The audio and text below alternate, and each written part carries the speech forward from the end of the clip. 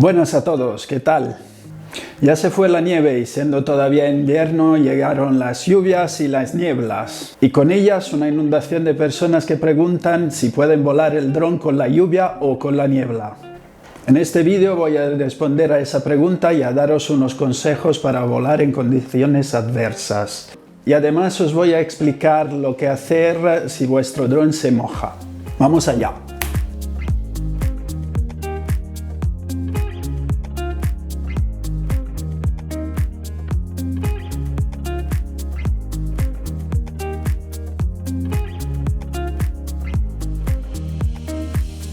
Bueno, lo primero y fundamental, sentido común. Los drones son aparatos electrónicos y como tales, la mayoría de ellos no va de acuerdo con el agua. ¿Y cómo saber si con mi dron puedo volar con agua, nieve, niebla o lo que sea? Pues consultando el manual del fabricante. Por ejemplo, los drones de consumo de DJI no están sellados ni son resistentes al agua. En cualquier manual, en las condiciones de vuelo, pone explícitamente esto. No utilice la aeronave en condiciones climáticas adversas, incluidas velocidades de viento superiores a 10 metros por segundo, nieve, lluvia y niebla. Pues entonces ya tenemos la respuesta a la pregunta. No se puede volar con lluvia o niebla, a no ser que tengas un dron resistente al agua, claro. No obstante esto, la mayoría de los drones resisten con condiciones de lluvia ligera o niebla. Por eso vamos a ver qué hay que hacer en los casos de que nos pille la lluvia o la niebla. Suscríbete al canal. Bueno, antes de todo hay que evitar que eso pase, consultando las condiciones meteorológicas. Lo mejor para ello es consultar la web de la Agencia de Meteorología del país donde estemos. En el caso de España es AEMET, la Agencia Estatal de Meteorología. También podemos consultar aplicaciones como UAV Forecast. En esta aplicación puedes buscar un lugar y controlar si en un determinado día y a determinadas horas puedes volar o no. Ya de por sí la aplicación te dice si es bueno o no volar. Además tienes informaciones sobre clima, salida y puesta de sol, temperatura, viento, si hay ráfagas, la dirección del viento, precipitaciones probables, la cobertura de nubes, la visibilidad, satélites visibles, el índice de KP, que ahora vamos a ver lo que es, y los satélites bloqueados. El índice KP no tiene nada que ver con la lluvia, de hecho tiene que ver con el sol, y es el nivel de radiación electromagnética debido a la actividad solar. Un KP más alto de 5 puede influenciar la recepción de la señal de los satélites y crear dificultades en el vuelo. En UAV Forecast también puedes ver las previsiones por horas o por días. Además, para volar con el frío, no te olvides de seguir las recomendaciones que te dejé en este vídeo. Ahora vamos a ver qué pasa si aún así te pilla la lluvia. Luego vamos a ver qué pasa con la niebla. Bueno, puede ser que tú estés en un sitio donde no llueve y el dron esté volando en un sitio donde empiece a llover. En este caso lo que hay que hacer es traer el dron al punto de despegue lo antes posible y aterrizarlo. Una vez en tierra hay que secar y quitar la batería para evitar cortocircuitos, pero con mucho cuidado para que no entre agua en los contactos. Luego hay que secar todo el dron con un paño, sin descuidar componentes como la cámara, los sensores y los motores y tampoco el mando. No os olvidéis que aunque el dron parezca totalmente seco y siga funcionando, algunas gotas de lluvia o de condensación podrían haber entrado en los circuitos y podrían acabar oxidándolos, haciendo que el dron deje de funcionar después de un tiempo.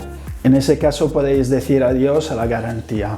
Para prevenir eso hay que evitar los cambios bruscos de temperatura a la hora de guardar el dron. Si por ejemplo hace mucho frío fuera y el coche está muy caliente, al momento de guardar el dron se puede producir condensación. Un consejo más es guardar el dron junto con bolsitas de sílica gel. Si vuelas en condiciones de mucho frío y de humedad hay un peligro añadido, la formación de hielo en las aspas.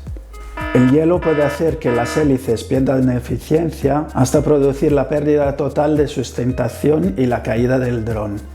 Las gotas de agua en el objetivo de la cámara pueden hacer que se empañe o que el vídeo se vea borroso. En el caso de tener que volar sí o sí por tratarse, por ejemplo, de un trabajo, es aconsejable hacer vuelos cortos y aterrizar a menudo para limpiar la cámara, aprovechando para limpiar todo el dron. También hay que tener en cuenta que con la subida de altitud pueden bajar las temperaturas. Vamos a ver ahora qué pasa si el dron está muy mojado o se te ha caído en el agua.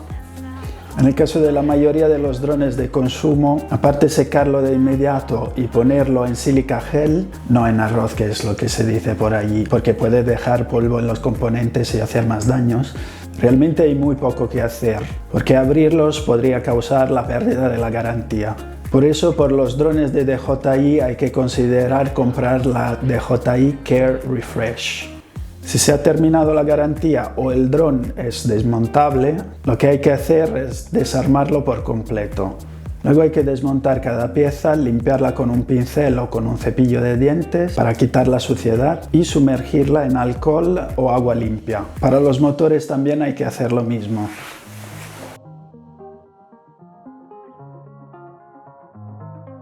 Si además el dron se cae al agua salada, hay que lavarlo de inmediato con agua limpia, ya que la sal corroe muy rápidamente los componentes.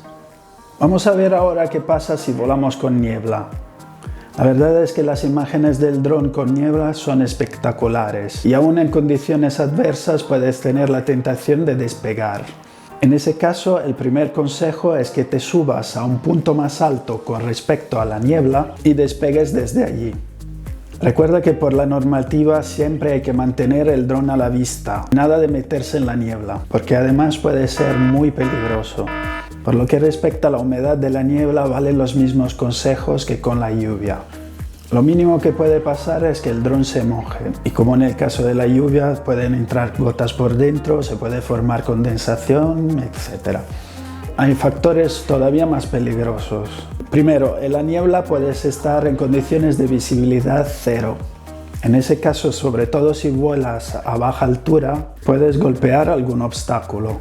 Lo segundo es que en la niebla es bastante fácil perder la orientación. Lo que hay que hacer es subir a la altura máxima permitida para evitar eventuales obstáculos y orientarse con el mapa para traer el dron al punto de despegue. Lo tercero es que la niebla y las condiciones de poca visibilidad pueden engañar a los sensores del dron. Por eso siempre es mejor deshabilitar los sensores anti-obstáculos, ya que puede hacer que el dron se bloquee en el aire o vuele de forma inestable.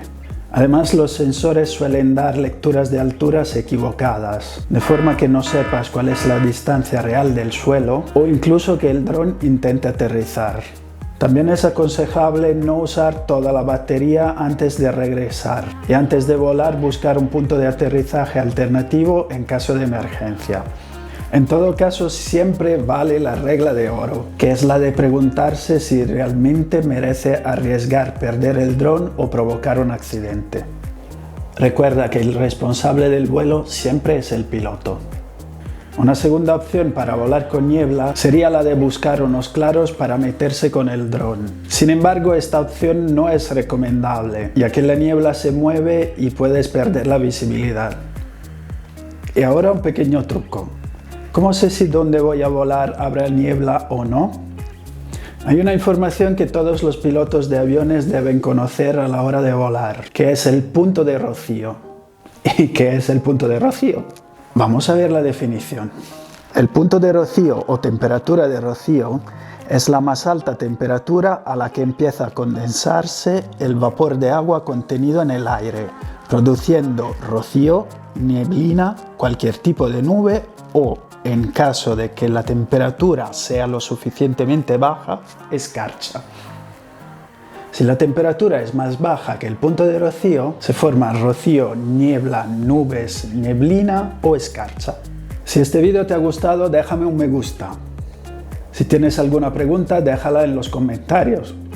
Y si esto te ha parecido útil, suscríbete al canal para no perderte lo siguiente. Hasta luego.